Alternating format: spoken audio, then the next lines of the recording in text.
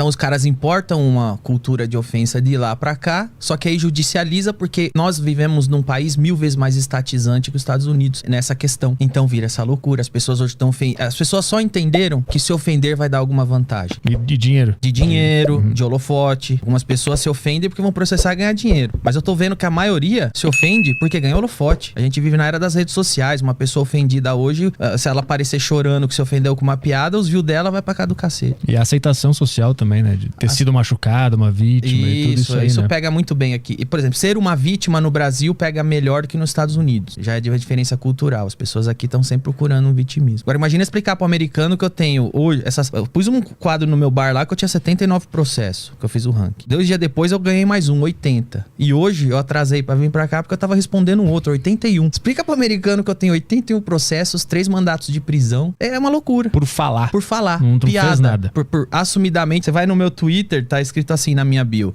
Persona não grata. Desde 1979, estragando tudo e decepcionando pessoas. Deixo claro que eu sou um comediante que não devo ser levado a sério. E ganho processo. Quando foi que tu percebeu que ser comediante no Brasil não ia ser uma coisa tão fácil assim? E se quando tu começou a apanhar muito, você pensou em desistir dessa arte e fazer outra coisa? Eu entendi que não ia ser tão fácil como foi, por exemplo, o que eu consumia. Porque quando eu comecei a fazer comédia, eu só fui fazer o que eu cresci assistindo. Eu via o Chico Anísio, eu via o Jô Soares, eu via o Costinha, eu via o Ari Toledo, eu via o Agildo Ribeiro lá. O Agildo Ribeiro no Cabaré do Barata era zoando, ele tinha fantoche dos políticos. Era normal. Mas, na verdade mesmo, minha grande inspiração pra ser comediante é a revista Mad. Eu cresci lendo revista Mad e isso foi o que moldou todo o meu humor, foi a revista Mad. Então eu cresci nesse ambiente de humor e eu nunca vi nenhum comediante desses que eu citei, ou a revista Mad, ou os Trapalhões, dizendo que foram processados por fazerem tal piada ou brincadeira. Eu nunca vi isso. Eu nunca vi nenhum dos comediantes que eu cresci assistindo falando disso. Então eu comecei a ser comediante e comecei a fazer minhas piadas achando que era normal. Até que eu percebi que eu acho que eu teria problemas quando o jornalista começa a me entrevistar e começa a me perguntar qual é o limite do humor. Eu entendi sempre, desde a primeira vez que eu vi essa pergunta, que era uma pergunta nova que estava surgindo e que era uma pergunta de regulação. Por que eles querem saber da minha boca qual é o limite do humor? A hora que eu falar, eu serei punido por passar tal limite? Por que querem que eu estabeleça um limite? Porque isso foi uma pergunta, assim, que foi uma febre entre jornalistas. Quando eu surgi no stand-up e posteriormente no CQC, era obrigatório todo jornalista me perguntar qual é o limite do humor. E eu comecei a me questionar, o Didi alguma vez ouviu qual é o limite do humor? O Chico Anísio alguma vez ouviu? O Ari Toledo, o Juca Chaves, que morreu essa semana, alguma vez ouviu? Eu conversei, eu fui na casa do Juca Chaves, jantei com ele, foi bem legal, eu perguntei isso pra ele. Ele falou, nunca ouvi, isso é coisa nova, é da sua geração. E olha que eu fazia humor na ditadura. Nunca ninguém veio me perguntar qual era o limite do humor. Então eu entendi que existia uma classe e uma agenda querendo limitar o humor. Foi com essa pergunta. Por que eles querem fazer isso? Eu creio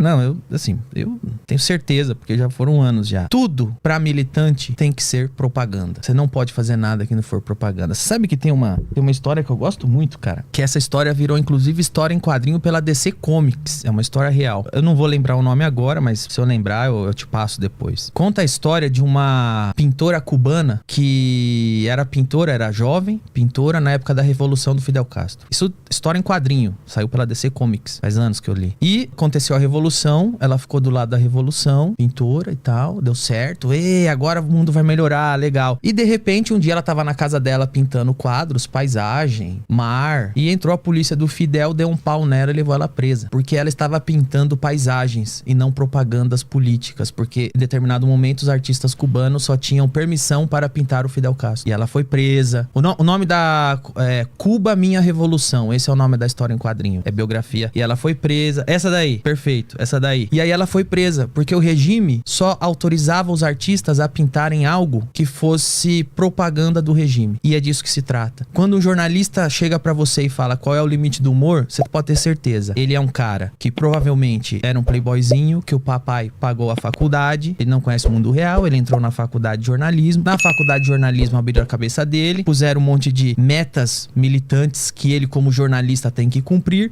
e ele saiu da faculdade não um jornalista que deve reportar os fatos, e sim um jornalista que deve regular os fatos. Se essa pessoa está falando uma coisa que vai contra a minha agenda, eu preciso queimar ela na manchete. Esse cara não é bem-vindo. Eu preciso usar o que eu tenho pra destituir o que esse cara tá conquistando. Então, quando o jornalista vem pra você e pergunta qual é o limite do humor, ele tá querendo saber, me fala aí, com que não pode zoar zoar, quero saber. Porque aí eu já vou decifrar se você é dos meus ou se eu preciso começar, eu e meus coleguinha, a ferrar você nas minhas matérias. Qual é? Deixa eu ver minha agenda aqui. Hoje, na minha agenda, porque assim, é mutável a agenda, né? Tem esse negócio de minoria, mas sempre estão agregando coisa na minoria. Então, você nem sabe às vezes, porque você não tem um index proibitório definitivo, porque a agenda vai mudando. Hoje os caras definem que os ciclistas estão do lado do Haddad, que tá fazendo a ciclofaixa. Pronto, não mexa com o ciclista, entrou. Qual é o limite do humor? Hoje é o ciclista, porque o ciclista tá na agenda. Qual é o limite do humor? É o gordo, mas qual gordo? É a gorda militante ou é o gordo do Bolsonaro? Qual gordo? Qual é o limite do humor? Não pode fazer piada machista. Com quem? Com a mulher do Lula ou com a mulher do Bolsonaro? Porque com a mulher do Bolsonaro pode, com a mulher do Lula não pode. Esse é o limite do humor. É a agenda progressista que a maior parte dos jornalistas que fazem essa pergunta tentam fazer você se enquadrar nela. Qual foi o primeiro fato que aconteceu na tua vida que tu abriu os olhos pra essa situação toda, que tu percebeu que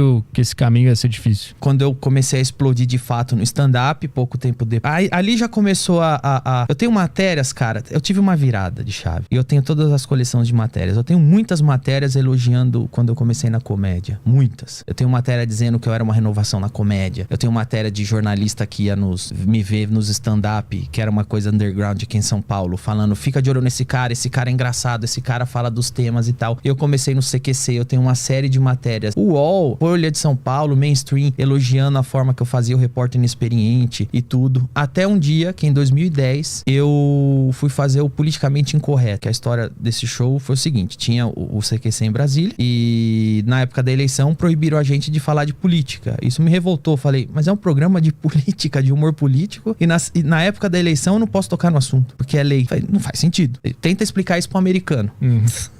Não faz sentido, porque a eleição é a época que o candidato tem mais que ficar exposto. É igual você na feira. Você vai na feira, a hora que você quer levar o abacate pra casa, você tem que apalpar o abacate. A eleição, a hora que você vai levar uns candidatos pra casa, você precisa colocar eles à prova, inclusive deixá-los expostos à piada, ao humor, que é a parte mais inofensiva de expor alguém. E não podia. Então eu me revoltei e falei, quer saber? Eu vou na frente do Congresso e vou fazer um show ao vivo, porque na internet não tem essa regulação. Aí eu peguei o Teatro Nacional em Brasília, em frente ao Congresso Nacional, na véspera da eleição daquele ano de presidente, e fiz o show. E naquele show eu falei de tudo que eu não via comediante falando. Eu falei que a Dilma era terrorista, falei que o Lula era bêbado, porque eu lembro que tinha uma tensão, veio o Larry Hotter, que era da New York Times, uma vez citou que o Lula bebia muito e o Lula tentou expulsar ele do Brasil. Então eu falei, isso é um ponto de tensão, eu vou zoar isso daí. Então eu falei desse caso, falei do José Serra, falei de PSDB, falei do Collor, falei de ex-presidente, falei do Lula, falei da Dilma. Ali eu percebi que a chave virou, porque eu falei do Lula e da Dilma. Ali, quando os jornalistas viram falando algumas coisas, eu zoando esses nomes, eu percebi ali que no outro dia já começaram a falar, ih, esse cara tá falando uns bagulho que não pode. Mas quando que tu sentiu a